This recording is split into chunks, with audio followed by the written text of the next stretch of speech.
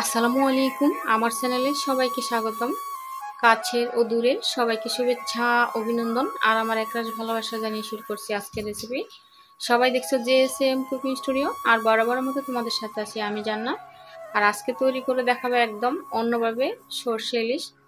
আশা করি রেসিপিটি ভালো লাগবে। মূল উপকরণে চলে এলাম। প্রথমে দেখো এখানে ইলিশ মাছ লবণ হলুদ দিয়ে আমি তেলে ভেজে রেখেছি। আর এখানে হলো গোটা সরিষা, গোটা কাঁচামরিচ, লবণ আর পানি দিয়ে আমি বেটে একটু গুলে রেখেছি পানি দিয়ে। এতে করে সরিষাটা আর তেতো হয়ে যাবে না। তো যখনই সরিষার কোনো রেসিপি করবে তার আগে কিন্তু সরিষাটা লবণ আর কাঁচামরিচ দিয়ে বেটে পানিতে গুলে রাখবে, এতে করে সরিষাটা আর তিতো হবে না। তো দুটো বড় সাইজের পেঁয়াজ বাটা নিয়েছি, আর এখানে একটি টমেটো বাটা বা টমেটো পিউরি যাই বলে থাকো না কেন, একটি টমেটো বেটে নিয়েছি বড় সাইজের। আর এখানে দেখো হাফ চা চামচ হলুদ গুঁড়ো নিচ্ছি, এখানে 1 চা চামচ মরিচ গুঁড়ো, এটা জাস্ট কালারের জন্য যাতে সুন্দর একটা কালার আসে। এখানে নিয়ে নিলাম হাফ চা চামচ কালো জিরে, এটা ফোড়নের জন্য, এটা ফোড়নে ব্যবহার করব। আর এখানে ফালি করে কাটা কাঁচামরিচ নিলাম, আর নিয়ে নিচ্ছি স্বাদ মতো লবণ।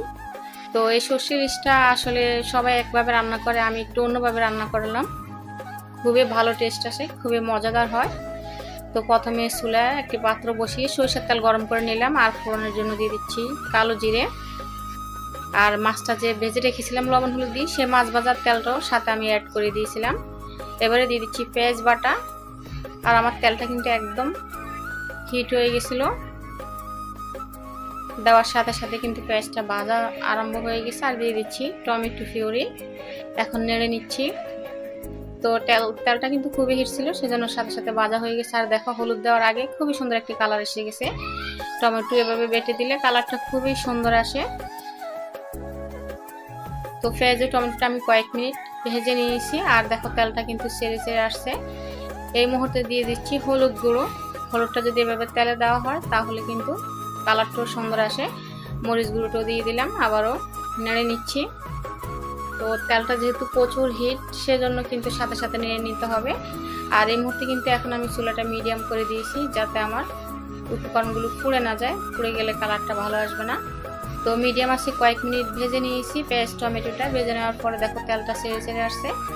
আর এই মুহূর্তে দিয়ে দিচ্ছি সরিষা বাটা।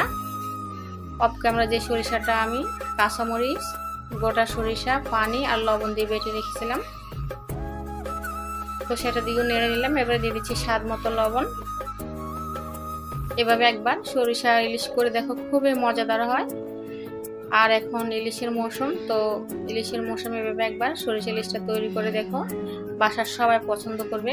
এবার আমি পানি দিয়ে দিচ্ছি। তো আমার পানির পরিমাণটা একটু বেশি হয়ে গেছে, আর একটু কমিয়ে দিলে হতো।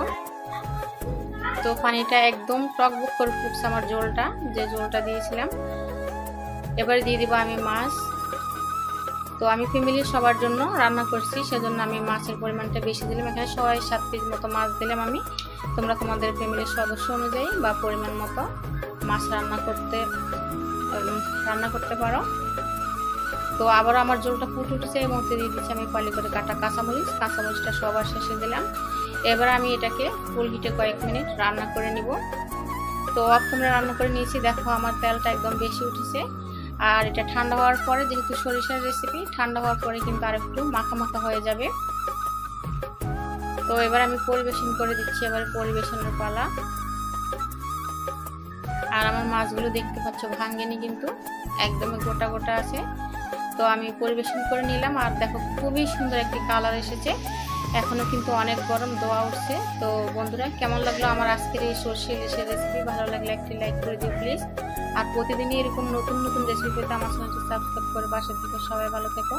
আবারও কথা হবে অন্য কোনো দিন অন্য কোনো রেসিপিতে। শুভকামনা, আজকের মতো বিদায় নিচ্ছি। আল্লাহ হাফেজ।